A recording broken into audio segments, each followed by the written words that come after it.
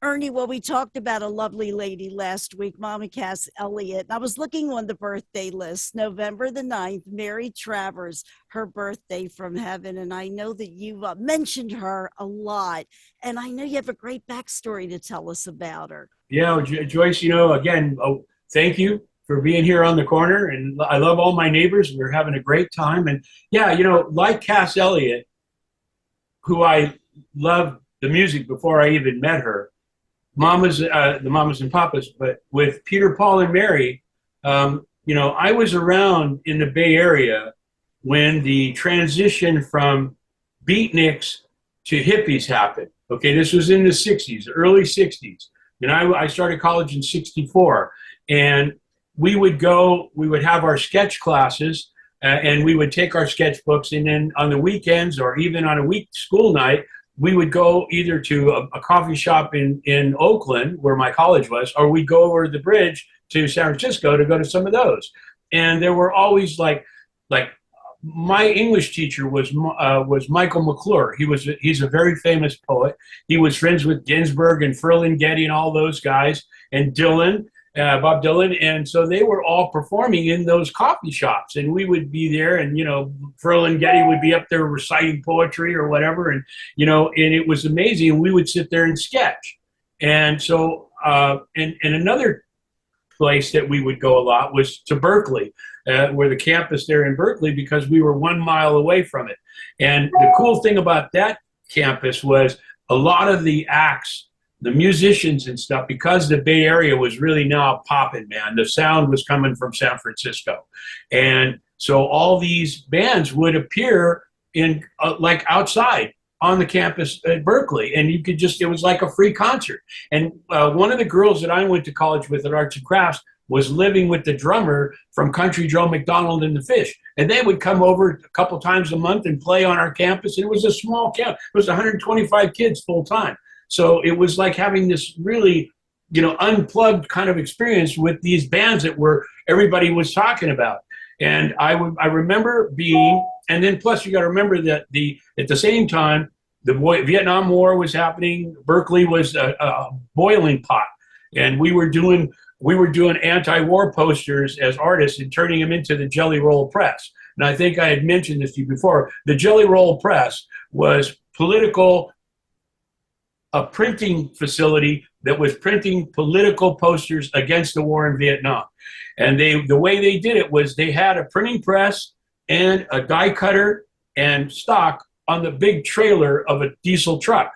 And that truck would move around to different places, and it was like a rave party. If you knew where it was going to be, you'd be there with your art to give them, and they would make posters out of it and circulate them all over Berkeley and Oakland. It was great. It was an amazing time in the People's Park. And so all that was going on at the same time. And I remember being on the Berkeley campus, and Richie Havens was there, okay? And this was before Woodstock, okay? This is like 1964, 65. Woodstock didn't happen until 69, I think, 70, something like that. So Richie Havens was just a local musician, and he had a following. And Peter, Paul, and Mary were there. And it was, oh my God, it was so incredible, because I was a huge Puff the Magic Dragon was so controversial with the drug thing. And, and they were true activists against war, and they spread love, and they were amazing. And that concert, it was outside on the Berkeley campus, and I'll never forget it. And so cut to, going to New York, graduating, going to New York, getting sent back out here to Los Angeles to open up an office for the guy we were working for. Left that office, started Pacific Ioneer in 1972. By 1974, Pacific Ioneer was on the map, okay?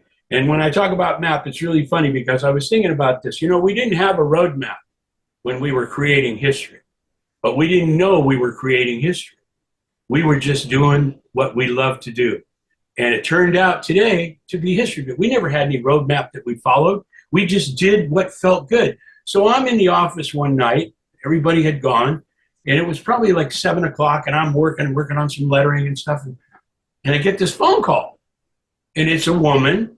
And she said, I'm I'm aware of your company. I've seen a lot of the work that you've done. I'm a musician. I'm here finishing up an album, and I'd love to make an appointment to come in and talk to you guys about doing a cover. And I'm like, okay, what time works for you? Well, she said, I'll be there in the morning, tomorrow morning. So that was it. I didn't get her name. I didn't even know, it was like, okay, here's somebody that's a musician, wants an album cover. That's what we do. So come on. And so I'm there in the art department the next day, and I'm working, and where my desk was, my back was facing the door that came into the art department. And we always kept that door shut because we're in there partying, and there's a lot of illicit drugs and things going on along with the artwork. And the secretary, Sally Taylor, Skip Taylor's mom, opens the door and said, Ernie, there's somebody here that you had an appointment with.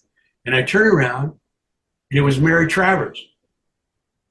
I'm telling you, the hair on my arm is standing up when I think about it. There she was.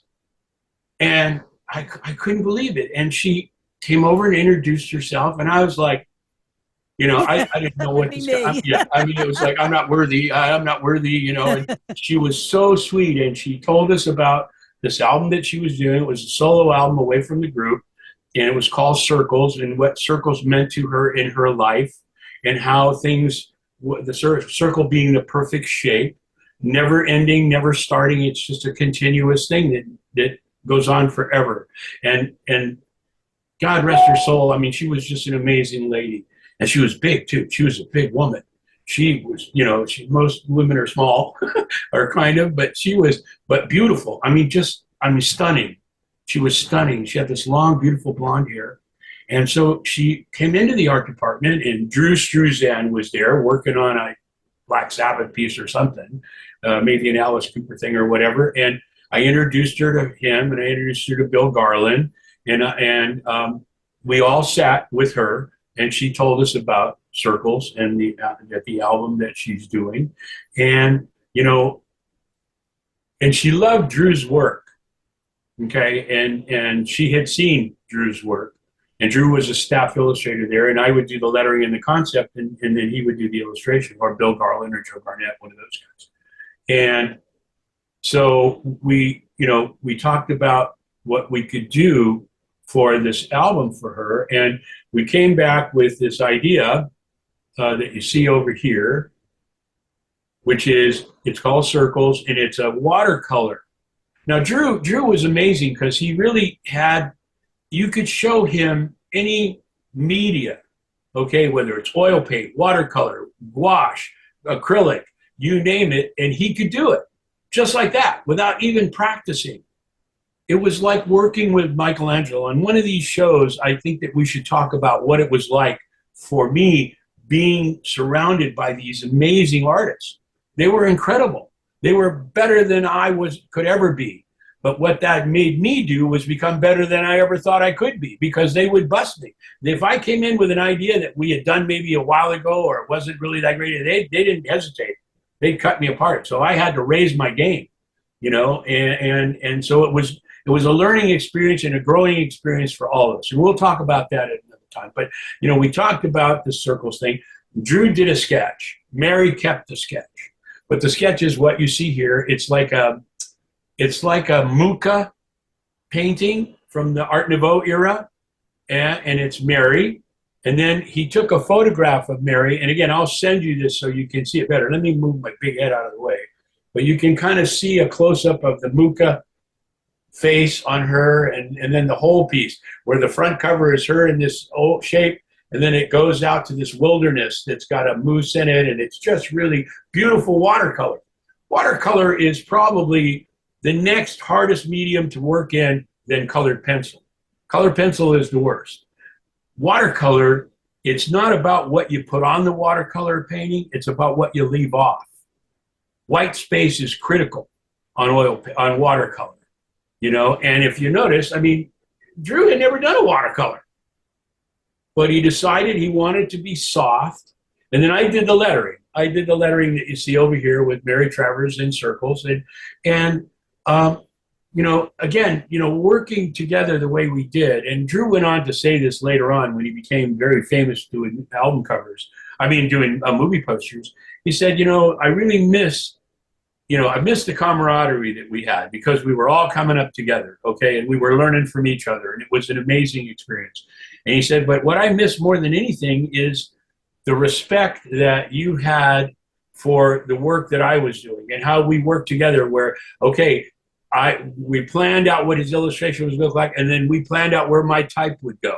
Okay, or we would put my type down first, and then he would put his illustration to fit it. Like Black Sabbath, I did the lettering first, then he did the illustration, and we married them together. In the case of Mary Travers, he did the illustration first, and then I wanted the lettering to be thin and feminine, and not hard or heavy. And you'll look at the lettering. I mean, I loved, at this point, I'm loving lettering. Everything, which is something that's weird because I always hated it, and I became really good at it. And it became, and I guess it was maybe because I was trying to do too many things. When we started Pacific Pioneer, it was me. The art department was me. I did the concept, I did the design, I did the illustration, I did the production, I did all of it because it was just me, my partner Tony, and our partner in New York, Lou, and Bonnie, who was our, secretary. So I had to do it all. And as I surrounded myself with these people that were amazing, I had to put that aside. I had to, and it wasn't even an ego thing. It's like, hey, why would I not use this guy to do that when he could do 100 times better job than I could? Why would I do that? And so I relinquished a lot of that, and I was able to focus on concept and design and lettering. Those were the things that I was good at. And then Bill Garland and Drew Struzan and Carl Ramsey and Joe Garnett, Ingrid Hickey, they all picked up the slack. So I had 6 different illustrators that I could go to and say, okay, you're going to do this job, and this is how I kind of see in that. What do you think? And it was a collaboration. It was a group effort. I never did anything by myself. It was always a group effort, And so when we showed Mary the sketches, she really loved them, and she asked if she could have the sketch. She had Drew sign it, And at that point, I had other lettering, so I signed that as well, the sketch. And because we put them together to show her. And then Drew did this beautiful illustration. I mean, it's just, and I have the original art. It's 40 inches long by 30 inches high. It's beautiful. It is really beautiful. And it's funny because Muka, I don't know whether you're familiar with his work, but he was an Art Nouveau. When you see like the Four Seasons, beautiful women, very stylized, beautiful plants and flowers everywhere. That's Muka. He was an illustrator, and his pieces were gigantic. They were like 8 feet high and 4 feet wide. They were these huge almost like circus tent the big thing with the the 3-headed person or whatever on it. They were like that, only beautifully illustrated. And so Drew did a lot of our work. People were amazed when we would have shows, and I would be the fly on the wall at the Smithsonian or at the Forest Lawn Museum, and I'd watch people's reaction. And at the Smithsonian, we put an anvil case, a huge anvil case in the middle of the room. There's like 30 or 40 pieces hanging on the walls, and we put the album covers that the pieces were from on there, so people could pick them up and walk over to the artwork and look at this 12-inch square, and there's this 30 by 40 painting. And it was just an amazing thing because we always did things bigger so that when they came down to the album cover size, they would be tighter. Rather than making it the same size, you could always make it bigger, and it makes it tighter when you reduce it down. And so, we kind of looked at everything kind of that way when we were doing stuff. But it was a great experience working with Mary. We went on to become really good friends. She was living mainly in New York. Her husband was a guy named Jerry, who was the president of National Lampoon. And we did a few projects for the National Lampoon because of him. He was a big fan. And then, she, like life is, you end up going different ways. It's like the Celestine prophecy. I don't know whether you've ever read it, but if you haven't, you should get it because it's about how people's lives cross. And sometimes they cross quick like this, and sometimes they go way around it and they come back over. And when they do dissect, one has to be receiving and the other one has to be giving, sharing. And that's the perfect thing. And you see how everything in your life kind of is that way, you know. And we lost track with Mary. We never, and we were tight. We were tight for about 6 months, and she went on the road, and then she did some stuff with Peter and Paul, and you know, and then she passed away, and it was like, you know, so many. You know, another one who passed away. I was just thinking about her the other day was Ruby Starr. Oh, I love Ruby. Oh, Ruby, we did some great work for her. We did a great logo. Bill Garland did this cartoon of her, and I was on her page yesterday because I ran across some stuff for her and Jim Dandy, and I love when she does that part. Yeah, we did. Yeah, oh yeah, with Jim Dandy and the rest. She was great. And she came to the office quite a bit because I went. We had a lot of history with Black Oak, Arkansas, and they would come through town. And one time they were leaving LA and they were going to San Diego for a concert, and they were coming back through LA. So I went on the road with them.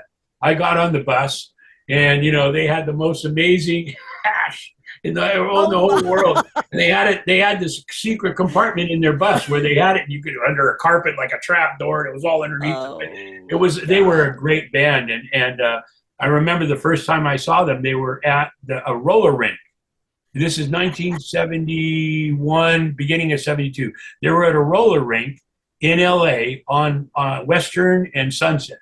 There was this big roller rink, and they performed there, and they were amazing. We went, and they were throwing free joints out into the audience. And, you know, that was when they were doing and nobody was doing that kind of stuff. And Jim's range was incredible. There was nobody like him that, you know, and it's funny, years later, about 4 years ago, I was in Memphis giving a lecture, and he came to the thing. He lives, you know, nearby, and he came by, and we caught up, and, you know, he was wearing his spandex pants, and, you know, I mean, it was just great. He used to, he'd come to the office, and they'd pop out their front teeth, because pretty much every one of them didn't have any front teeth, and they all, except Jim, they all carried a coffee can with them where they could spit, because they were chewing. They were always chewing tobacco and stuff. And, now we're getting this double backstory. See, this is so great. I really love it, Ernie. I'm looking at Mary, the gentility on her face that was captured just so beautifully, along with your lettering that now. No, well, when you see it bigger, you can see it better. And I'll send that to you after the show. But yeah, it's a beautiful package. I wish we would have been able to do more with her, but like Cass Elliot, you know, I would have loved to have done more with her. She was so friendly, so sweet. It was like we were friends, you know, and it was just, you know, they're all gone too soon. They are, you know, it's so sad. Life goes by too fast. But they remain in your heart, you know, and that's something that's how they live on. Take the memory away.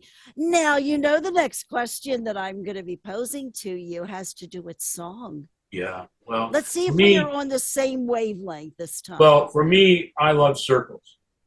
Okay, yes. Okay, and that, I mean, I love all the songs on the album, but that one for me really holds a special place because you got it. She explained to me what it meant.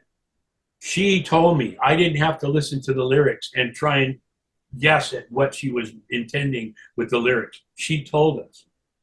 And she had a cassette, and we played it, and she had rough cuts of a couple of the songs. But for me, it's all about Circles. You know, it's an incredible song, and she is an incredible lady, and I miss her. I think about her a lot. You know, I mean, I really, she held a real special place. I guess it's because when I first saw them on the Berkeley campus, and I was already in love with them anyway. You know, they were the Joan Baez and Judy Collins, and you know, all those kind of acts from that time. They made the transition. They went from the beatniks to the hippies.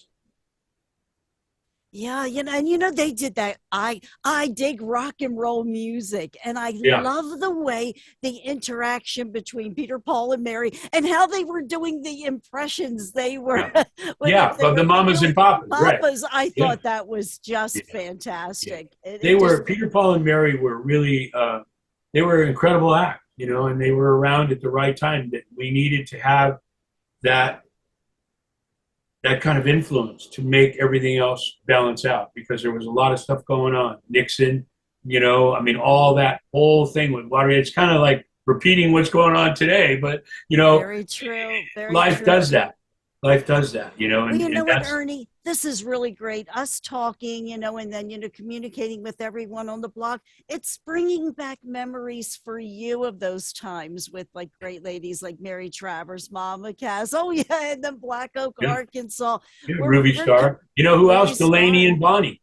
I Remember Delaney? love Delaney Okay, and Bonnie. I did an album for them. I went Oh, out and my spent the day on heavens. their ranch. Oh, they were crazy, man. They were, you talk about crazies. Those two were insane, and the people around them were crazy. And we had a lot of fun, and we did a great album for them.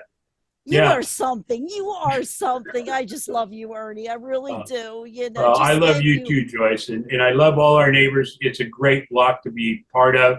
And again, I'm so lucky and blessed to have you come into my life and all our neighbors.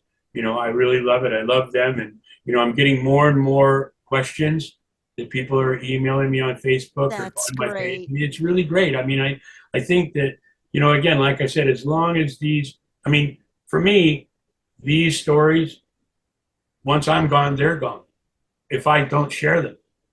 I want to live on. I've made a mark.